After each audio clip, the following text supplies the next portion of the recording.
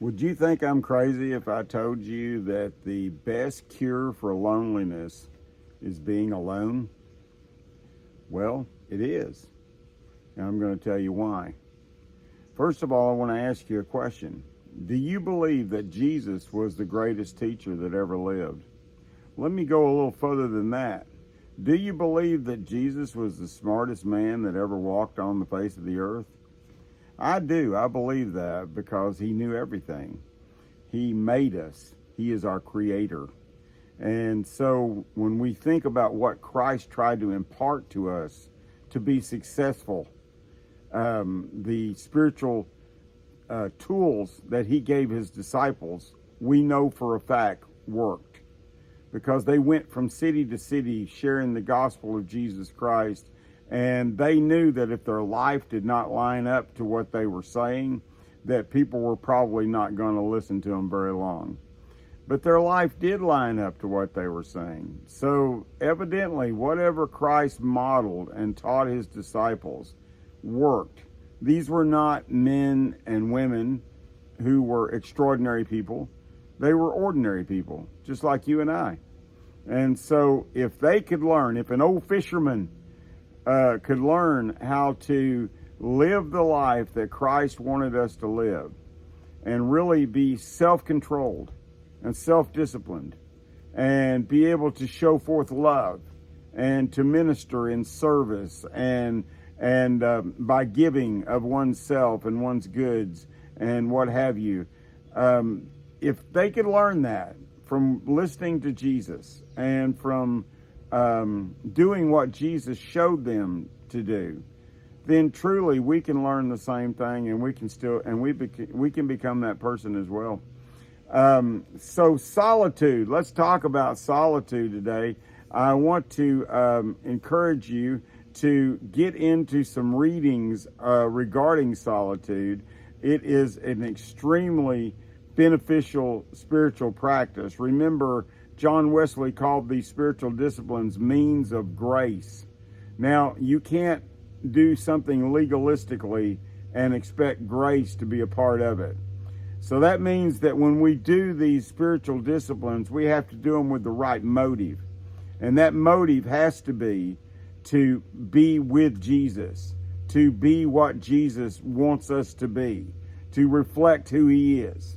And so if our heart is to become what Christ wants us to become, the spiritual disciplines are a means in which God can enable us to do that.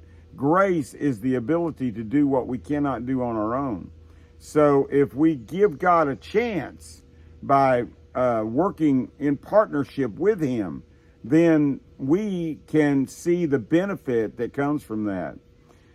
In Richard Foster's book, Celebration of Discipline, which is a great book, he talks about solitude, and he talks about how that Christ modeled this so many times and how important it was to Jesus to get alone. I want to read you a excerpt out of this. It says, inward solitude has outward manifestations. There is the freedom to be alone, not in order to be away from people, but in order to hear the divine whisper better. Jesus lived in an inward heart solitude. He also frequently experienced outward solitude. He inaugurated his ministry by spending 40 days alone in the desert in Matthew 4, 1 through 11. Before he chose the 12, he spent the entire night alone in the desert hills.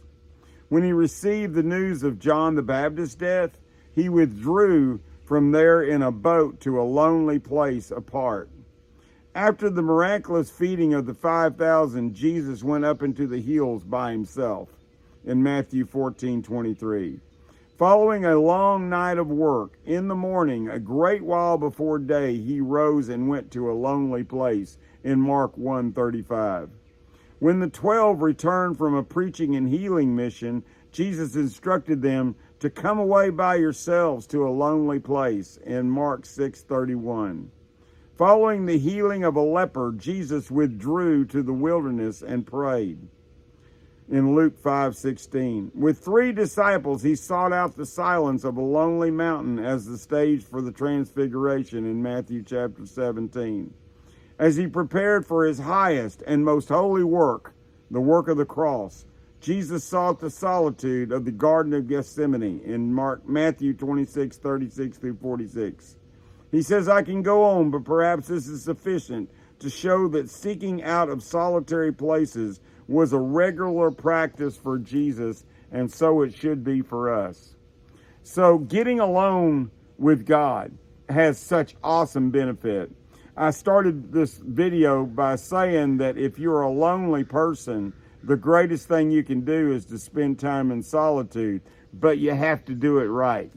You can't go into your dark room and sit there and think to yourself how you're neglected and that no one loves you and that there's no one out there that you can connect with. You may have a void of human connection right now, but I have got such great news for you, because if you are a believer in the Lord Jesus Christ, and I hope you are, then you can walk into any place of solitude with comfort, knowing that Jesus Christ is right there with you. As a matter of fact, spending time in solitude makes the presence of Jesus so evident that you cannot even begin to miss it. Now let's talk about going into solitude for a minute. Solitude takes time, okay? It takes time, because I'm sitting out here on my deck right now, and no one else is around except my dog. And but yet at the same time, I'm not really seriously in solitude at this moment, because I have just recently been with people. And so really, in order to be in solitude, you have to go to some place where you're alone, where you can kind of rest in the Lord. There's a great principle that goes along with solitude, and that is the keeping the Sabbath. Dallas Willard talks about that in his book, Divine Conspiracy. Let me read just an excerpt out of this real quickly. He said, in regarding solitude, the idea of doing nothing proves to be absolutely terrifying to most people I speak with. But at least the person who is capable of doing nothing might be capable of refraining from doing the wrong thing. So you develop discipline. When you learn how to do nothing, you're actually learning something. Because how many of you know that it seems like we live in a culture right now when everybody has to be doing something. And if you're standing in line at the grocery store, you've got to have your phone out and looking at it. Or if there's not a waking moment that we can choose not to do anything. It's like we feel like we have to be doing something all the time. But Dallas said that doing nothing is learning how to do nothing is great, because it might keep you from doing the wrong thing. And then perhaps he or she would be able to do the right thing. And doing nothing has many other advantages. It may be a great blessing to others around us who often hardly have a chance while we are in action. And possibly the gentle Father in the heavens could draw nigh if we would just be quiet and just rest a bit. Generally speaking, he will not compete for our attention, and as long as we are in charge, he is liable to keep a certain distance. Every person should have regular periods in their life when he or she has nothing to do. Periods of solitude and silence are excellent practices for helping us to learn how to do that. The law that God has given for our benefit, as well as his, tells us that 1/7 of our time should be devoted to doing nothing. No work, not by ourselves or any of our family, employees, or animals. That includes, of course, religious work. It's called the Sabbath. And so when we get alone with God, we choose to go in solitude. We have to give ourselves, I have found that going into solitude requires a couple of hours minimum. Because, if I leave civilization, we'll call it, whether it be my home or my family or whatever. And I go out and I find myself a place to be. You know, it takes a while for our mind to actually settle down and to quiet itself and to learn how to rest and really to just be at peace with everything that's going on around us. Nature is a great way of doing that. So if you're able to get outside, whether it's in the woods or at the beach or whatever, you know, I love the beach, but there's always people at the beach. But, you know, being in solitude allows us to really let our minds begin to rest, and we begin to seriously not only get to know God, but we begin to get to know ourselves, because there are things about ourselves that we tend to push back in the shadows that we don't really notice or even give thought to until we get totally alone with ourselves, to where we can be laid bare and honest. You know, when we're alone with our thoughts, then we're able to see where our thoughts go, and we're able to see what our true desires and ambitions are. I feel like that it really helps me to recognize what my values are, what's most important to me, and how unimportant so many things are that we allow into our life. Solitude requires us to get alone. It requires time, and really it requires quiet, to be able to just be quiet. The discipline of silence, which we'll talk a little bit about in the next video, goes so along with solitude. You know, Jesus said, as I mentioned in one of the other videos on the Sermon on the Mount, that when we shut ourselves up in secret with God, that He will reward us openly. But one of the greatest benefits of solitude is that it teaches us how to practice the presence of God. And when I say practice the presence of God, what I mean is that as we go back into our jobs and our homes and our families and whatever it might be, that we're so much more aware that Christ is right here, that He's shoulder to shoulder with us, working with us, yoked with us at all times. Loneliness, it will quickly flee when you recognize the fact that the presence of the Lord is as close as just a quiet place. All you have to do is get alone. Because you know what? You can be lonely in a large group of people, but you can't be lonely if you're spending time with Jesus, because He's right there. And not only that, but you begin to learn to hear the voice of God. You can recognize when the Lord is speaking to you. And so there's an opening there. There's a door that opens up in solitude that you can't find anywhere else.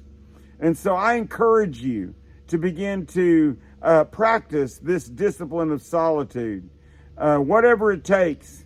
You know, you say, well, I live in the city. I can't really get in the country. Hey, you can do it anywhere. You can do it in your room, at your house. If you turn everything off, if everybody's gone, you can do it sitting in your vehicle. You can do it sitting in your backyard, on your deck, whatever it might be. But you have to give yourself the time and really get yourself in the right mindset. When I go into solitude, I like to bring my Bible with me. I do pray when I'm in solitude, because the Lord begins to show me things that I need to pray about. And He will speak to you in that way. I also have some passages that are on my phone that I have a long list of passages that I can just bring up and begin to read certain passages like Psalms 1, Psalms 23, 1 Corinthians 13, Romans chapter 8, various passages that really connect me with God, and just meditate on them. You know, in solitude, you can do practically every one of the disciplines in regards to worship and prayer and fasting and meditation and memorization. And you know, all of that fits so well with solitude, because you're giving yourself that time to do it. And so I hope that you do that. And so this is Straightforward Therapeutics. Be sure and like and share and follow and, subscribe and get some people on board with us. And I will be praying that your time in solitude will be super rich. God bless you. Bye-bye.